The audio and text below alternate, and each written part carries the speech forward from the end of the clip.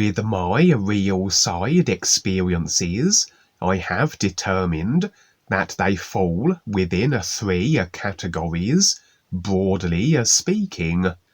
Many experiences involve the insertion of a simulated avatar, a vehicle for our awareness to operate through, that we can feature in the experiences directly, and the guides determine the means by which this can be so.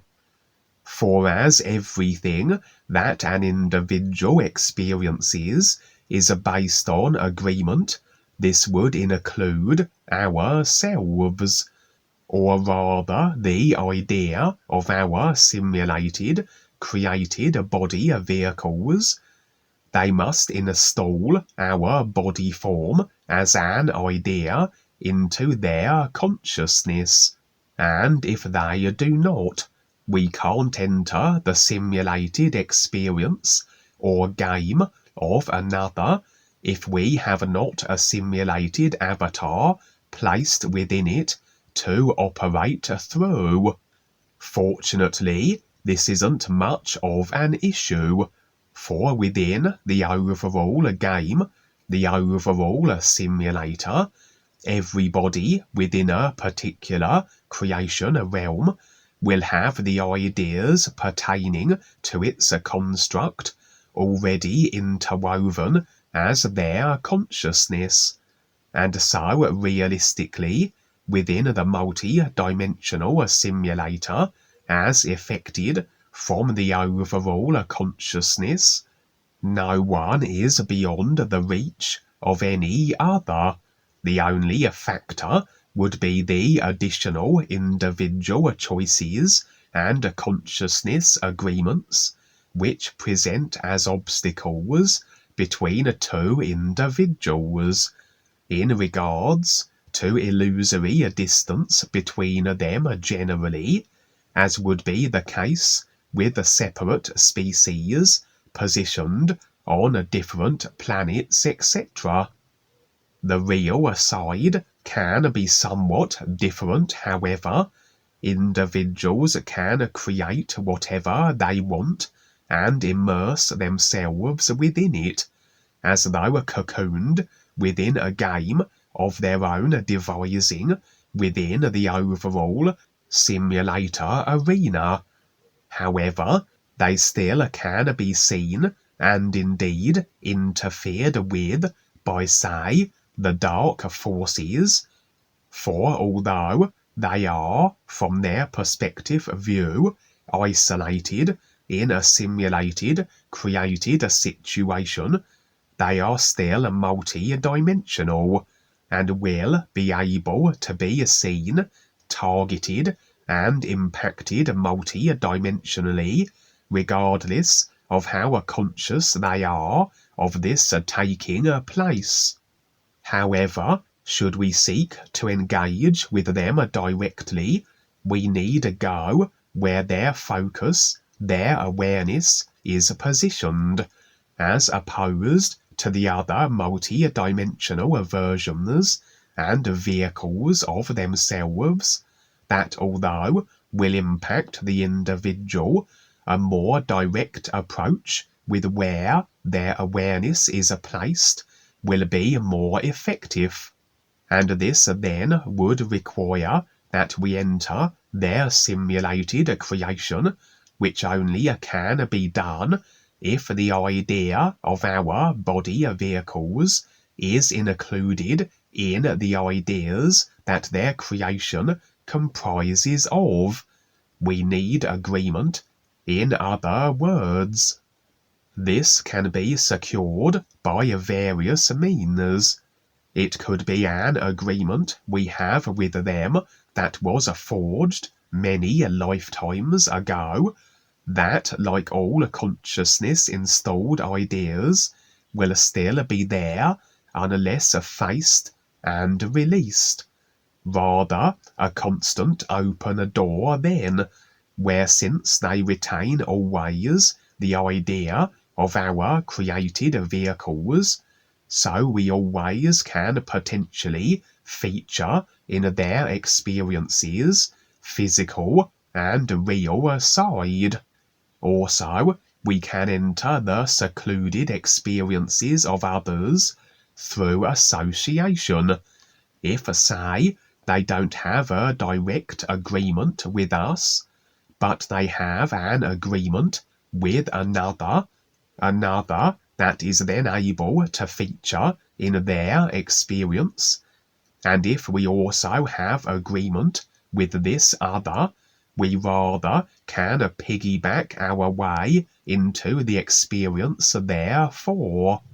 For a consciousness comprises of a package of agreements that include the ideas of others, and should you agree with an individual whose consciousness it is, you agree with the entirety of it, including the ideas of these other individuals, and inadvertently you are now open to the influx of these other individuals into your experience, as you also take on the ideas of them. And the need to directly enter a simulated situation on the real side would be for the purposes of being able to impact it, to change it, to maybe assist or rescue individuals, or to get the attention of the experience's participants, all of which we can only do if we are operating through a simulated inserted body form they can relate to, that can interact with others and the simulated environment it is in. But of course, with a direct insertion, we, or rather our avatar, can be impacted as readily as we impact the experience, and depending on the agreements we have, dictates the extent to which we can be adversely affected, or indeed, maybe not at all. The real awareness that we are, that everybody is this isness, everything reality, though may lack the recognition of that which it is. As such, as everything in reality is this isness everything, then what animates through all consciousness, as it is differentiated into the various body forms and expressions, is this one isness everything. Consequently, from that perspective, every seemingly individual and separated body type is nothing of the kind.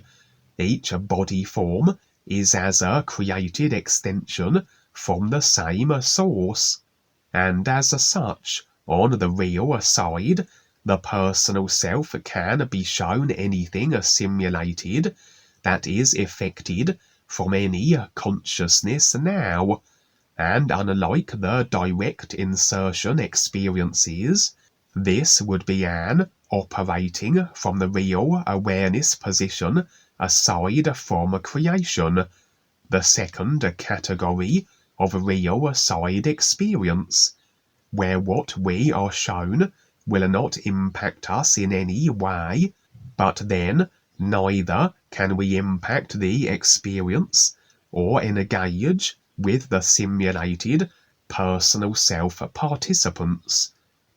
And the third category would involve participation, not just aside from creation observing, but through the consciousness of one of the participants.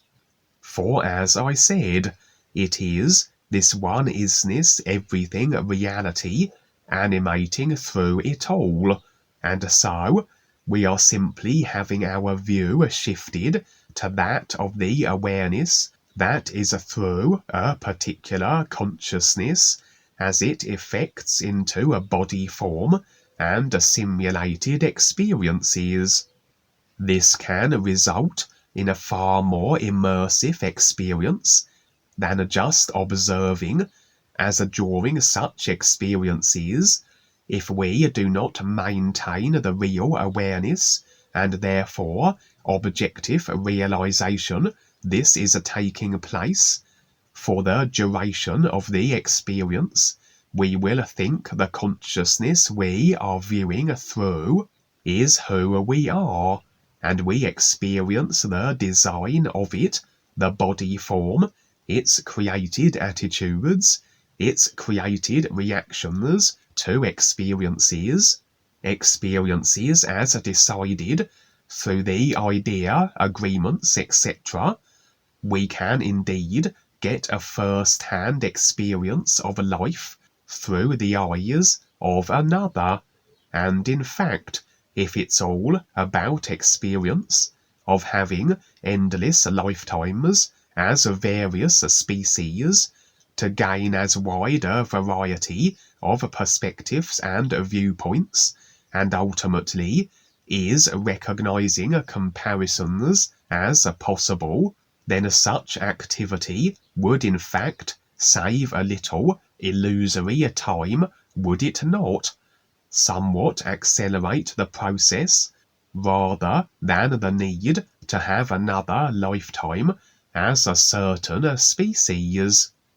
This real side experience would be included then in the latter and third category, as I would be viewing the simulated experiences through the consciousness of another, and absent of real awareness connection during it, so would I think at the time the individual was who I was, and although I had therefore no access to real awareness impressions, I had access to the individual's consciousness, the memories, etc., and so knew what was taking place with the experience I was involved with, for I was having the view through the consciousness which effected as the body form of a female,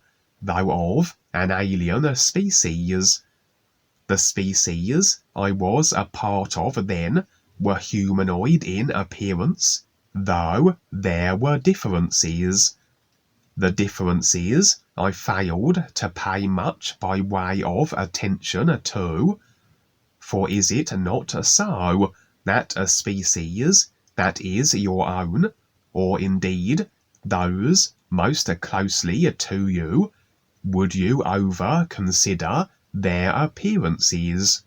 There was something feature-wise about the design of the head that would set them apart from humans, though I can't quite recall what. But I imagine from a human perspective they would be construed as a little unnerving. As this female alien, it seems, the species I was, were very technologically advanced, for indeed they were travelling through space in a large fleet of spacecraft. The female that I was also was coupled with a male, it seems, so a species that very much secured and maintained relationships with each other, as opposed to coupling just for procreation purposes. And the reason for their journey, travelling through space, was to reach a decided destination, that being the planet Earth. The fleet did not represent the entire species, only a certain number who were agreeable to this particular operation. The alien species were not only from a position in creation far removed from the Earth's location, but a dimension other than the physical also, and the fleet of ships were transitioning through the dimensions to reach the physical level version of the Earth. So in actuality, what was to take place would be a physical level occurrence, and this is taking place now. The fleet is currently on its way, heading for Earth. The operation, the mission, was as follows. The agreeable selected aliens of their species were not in any way ill-intended or dark force affiliated. They were of a particular consciousness that was in actuality very sincere, very pure, rather a rarity in this creation realm, but as though from their relatively removed from creation dimensional position they were somewhat untouched by the dramas of the simulator, untainted by it, and so had maintained such a purity of consciousness as though that of children, and it was a very refreshing consciousness to be experiencing, absent of the distortion of, say, a human consciousness.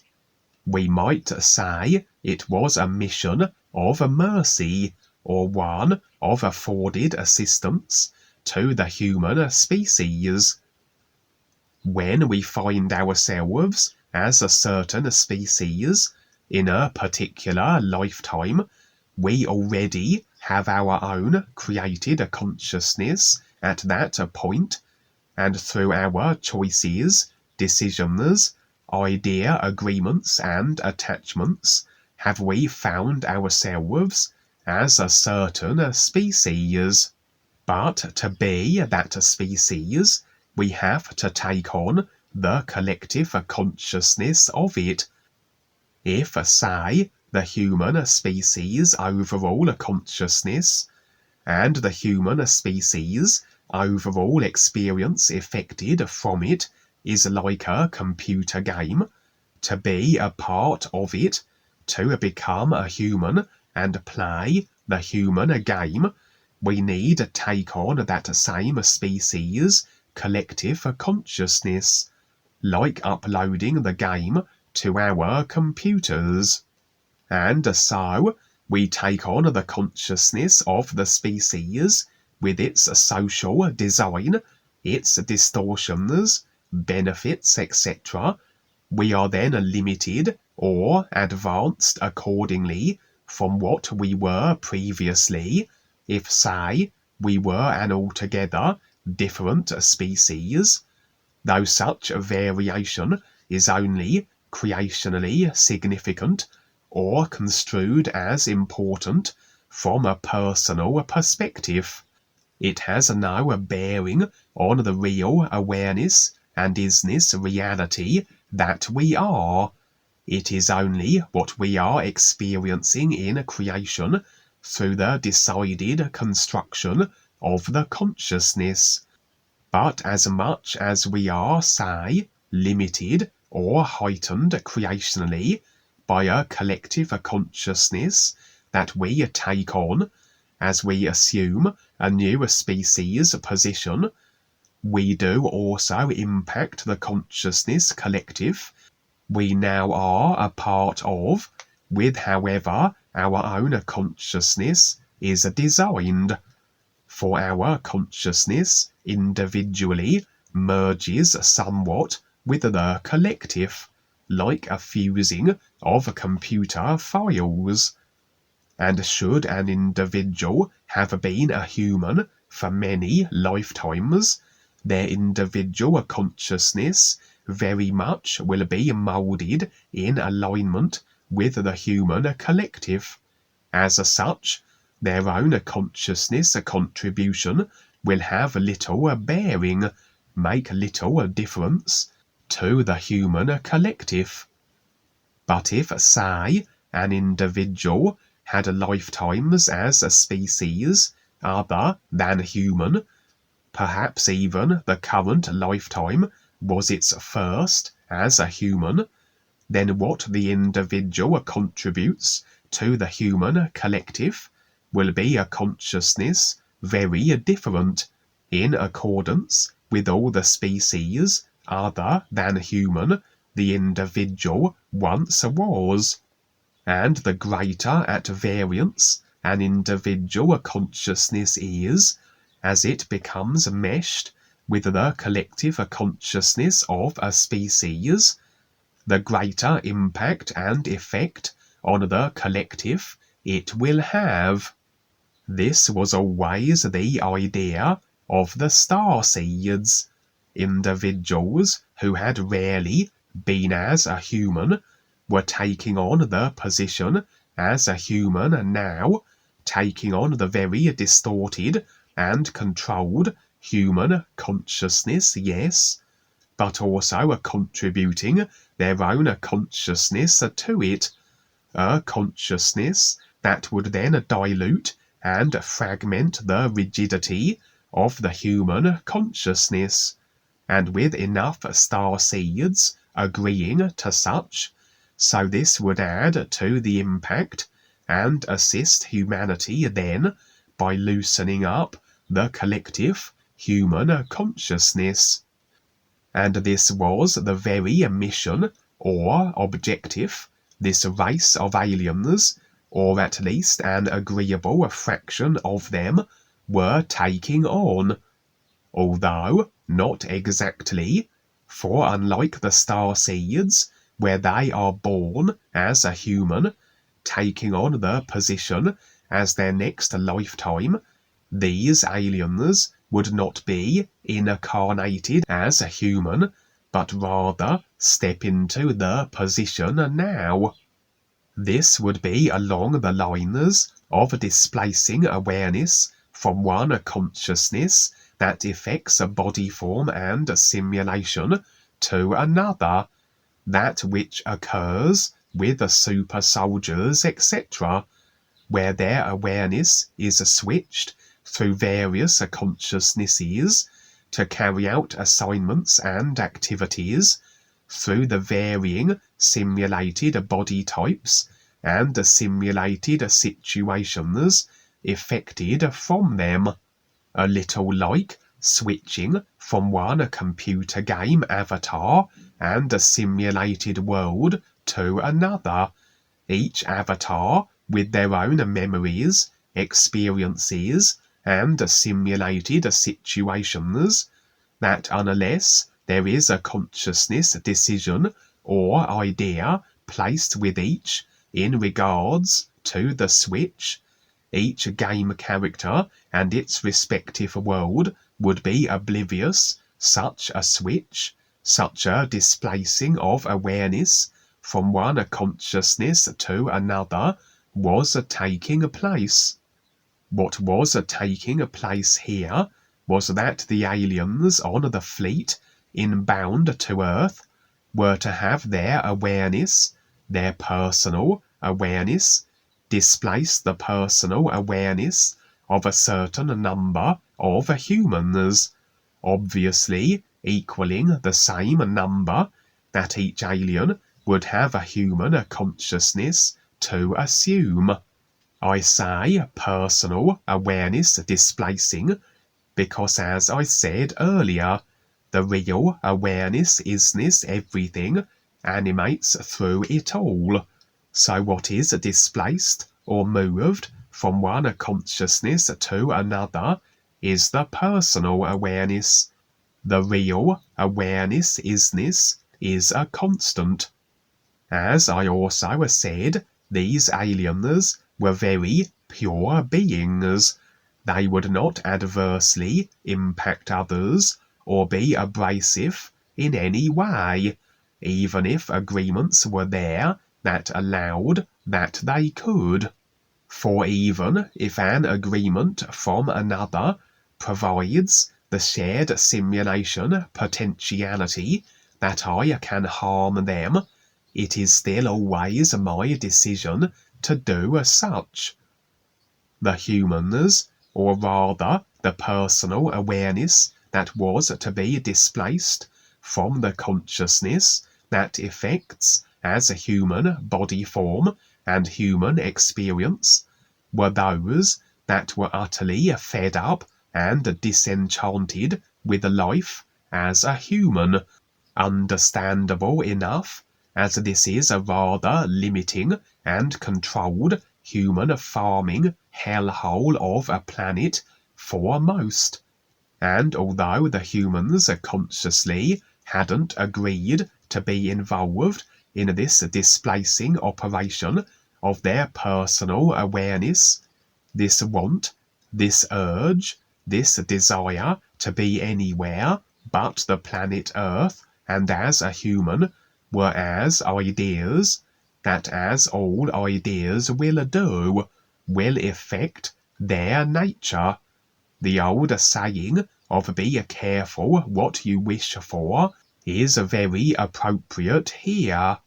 For all the thoughts, emotions, wants and yearnings we create through the body vehicles will yield effects that reflect them in some form or other at some point this lifetime or as lifetimes yet to come. So if you're going to create ideas of wants or desires, it pays to be very specific. As an idea, imagine a species that desires to be more than what they are.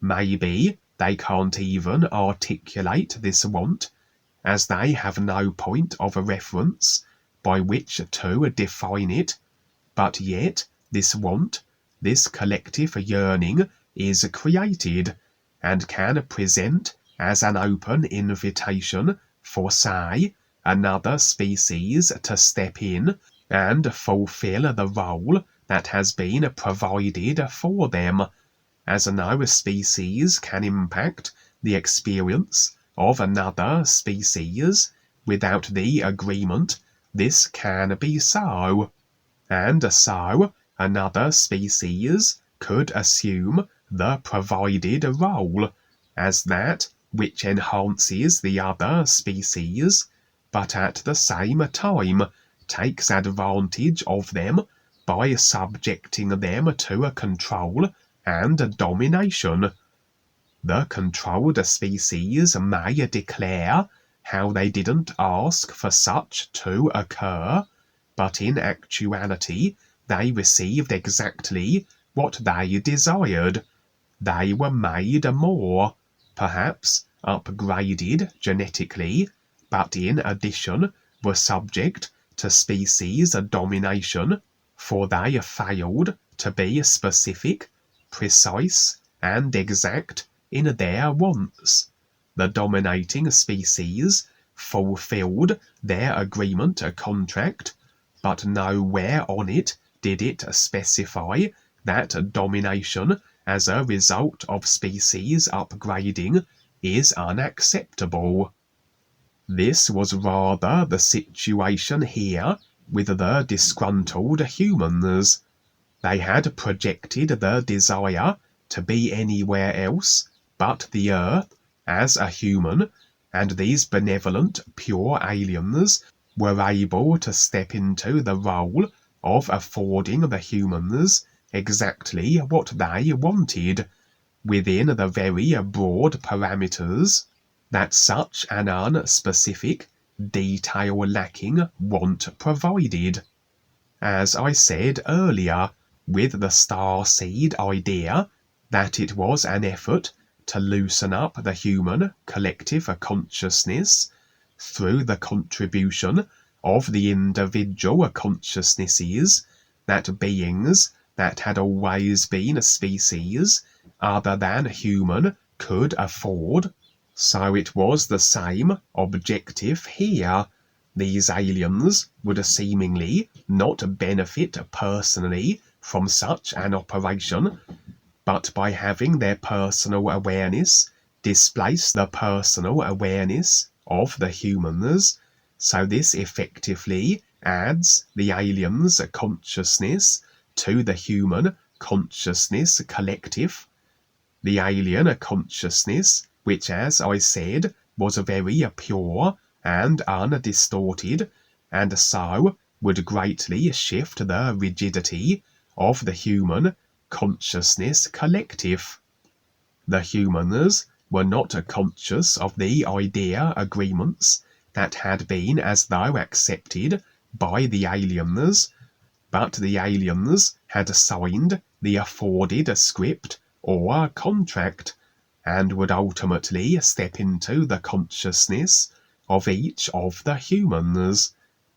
It was never made apparent where the personal awareness of the humans would be removed to, though the sense was that, even though it would be somewhat of a surprise when the displacing of their consciousness and effected body form took place, they would be very delighted that it had occurred.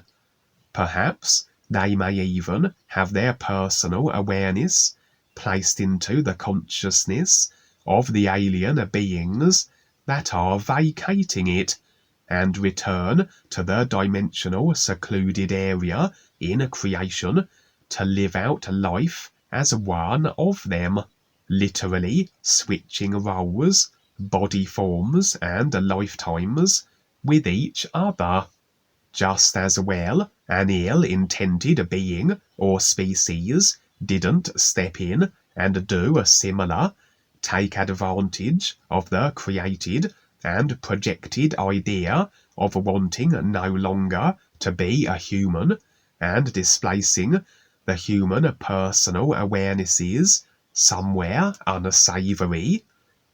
Interestingly, when these aliens would have their personal awareness placed into the consciousness of the humans, although they would take on then the affected body forms and a simulation of human experience, it's as though they were only able to utilize the human body forms and operate in the simulated environments.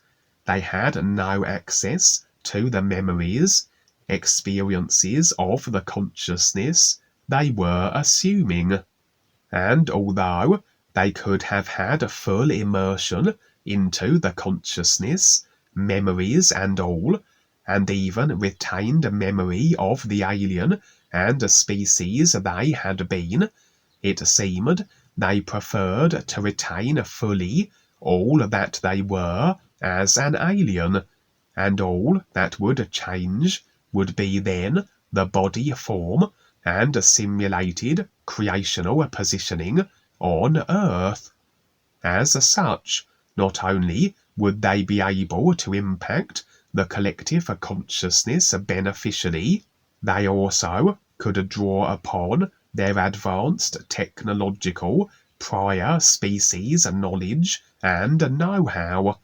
Perhaps then they had further operations on Earth to be carried out in addition through these assumed human vehicles that would require such knowledge.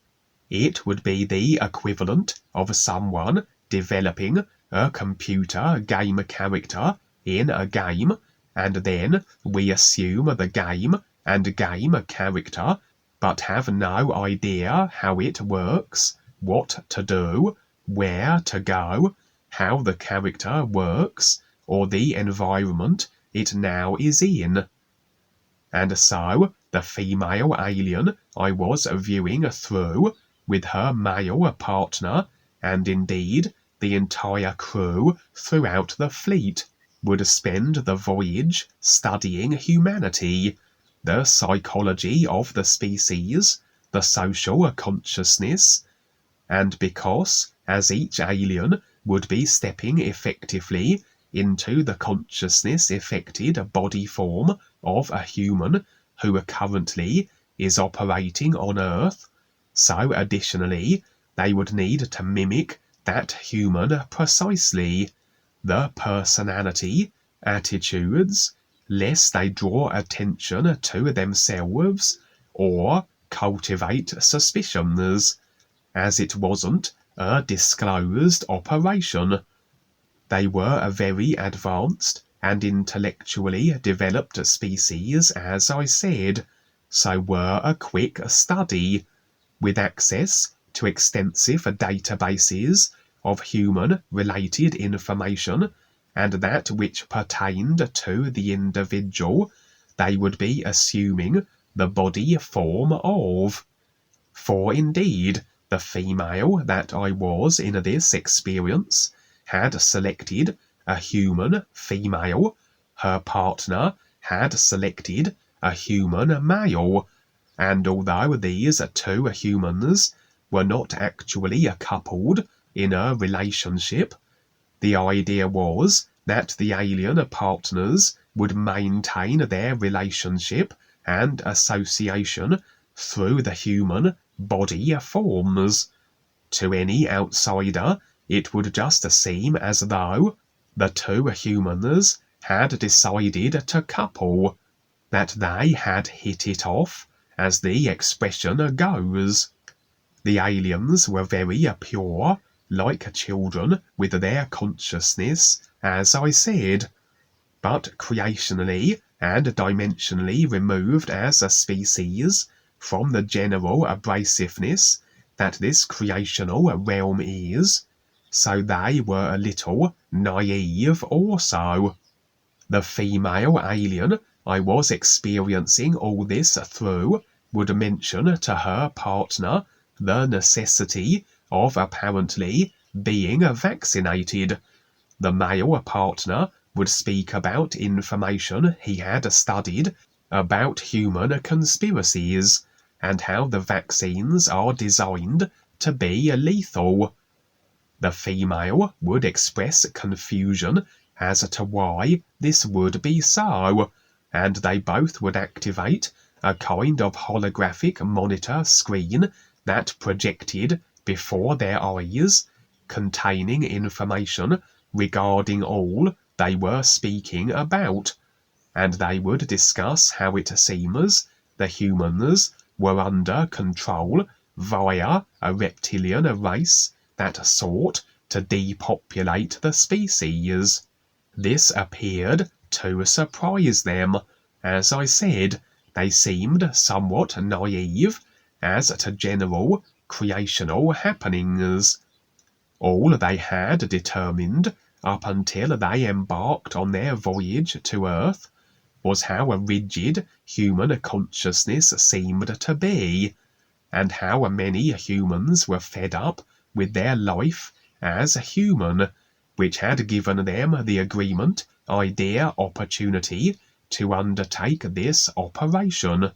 Interestingly, the aliens would not be scattered across the globe, but a particular country, for whatever reason, was targeted, that all the human personal awarenesses displaced would be from body forms that were positioned in America.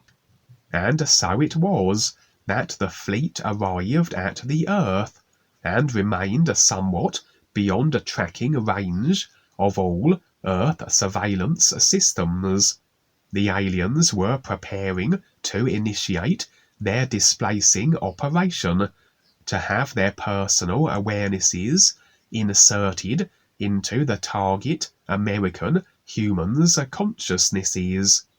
And so, experiencing this from the perspective of the female alien, myself and all the aliens on the fleet would vacate the consciousness they currently were in, a consciousness that affects body form and simulation. And now, I and all the aliens seemed to be in a kind of energetic grid, like a meshwork of glowing green nodes that were linked with connecting green energy. And for a few moments in this position, absent of a consciousness, we all rather floated disembodied amidst this gridwork, for other than the green glowing nodes and connecting energy beamers there was nothing but blackness, like a void. Seems then that the aliens' individual awarenesses had moved into creational mechanics of some kind at this point that effected such simulation. But there seemed to be an inherent risk here also, in that, as we awaited what was the transitioning of our personal awarenesses into the human consciousness mechanics, it was advisable to remain at the glowing green nodes. But should one wish to move to another, if one decided to want to do so, you rather had to travel precariously along the energy beamers that connected them, and it seemed one slight error could have you detached from the energy beam and floating off into the void, wherever that led to, nowhere good by all accounts, at least as far as these aliens were concerned, or indeed believed, as this would happen to one individual who then was rather rescued by the others. Absent of a consciousness, you would effectively be absent of all the body vehicles it effects throughout multi-dimensional creation. You would be aside from it and with your real awareness, but absent of the recognition of how to be that which you actually are, to have connected with the real awareness. In the deep dark border you would find yourself, and this perhaps was the void surrounding this curious green energetic grid-like structure. Interestingly, while this procedure of human vehicle assumption was taking place, this scene rather presenting as an interlude between the dropping of the alien consciousness to the assumption of the human oneness, there would be as though giant snakes superimposing themselves into the scene. It was as though they were not strictly a part of the scene, as it suggested a deep dark border positioning of a kind, but as though echoes, phantoms of body types, creationally operating throughout the simulated life levels, but as though briefly popping in and out of existence here also. For all beings exist multi-dimensionally through all life levels and into the real universes. It just depends where they have placed their awareness as to where they are experiencing or are limited to. My sense was that these were representing dark force reptilians, and not simply animal body types before the establishing of the free will activating and forging of secondary personal selves, but body forms that reflected the nature of the consciousness of the reptilian whose body forms these were. For indeed, the more we limit ourselves, the poorer our life choices and decisions are, the more abrasive we operate and impact others adversely.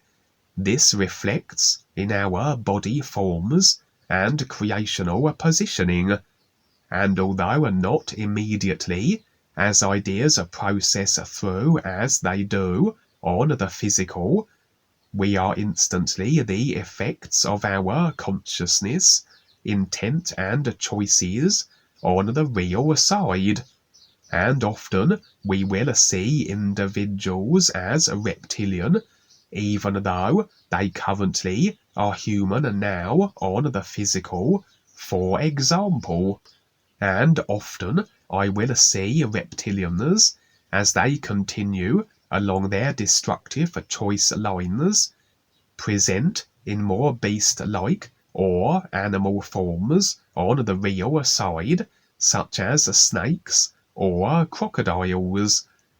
This was the case here, as though these reptilians, in the form of giant snakes, their size not so much denoting awareness as it would be their sense of a bloated self-importance, I would suggest, were as though vaguely aware of the alien's operation, one that would benefit humanity in fact, and were as though stretching to see what was taking place, straining to operate where the aliens currently were positioned in the deep dark border.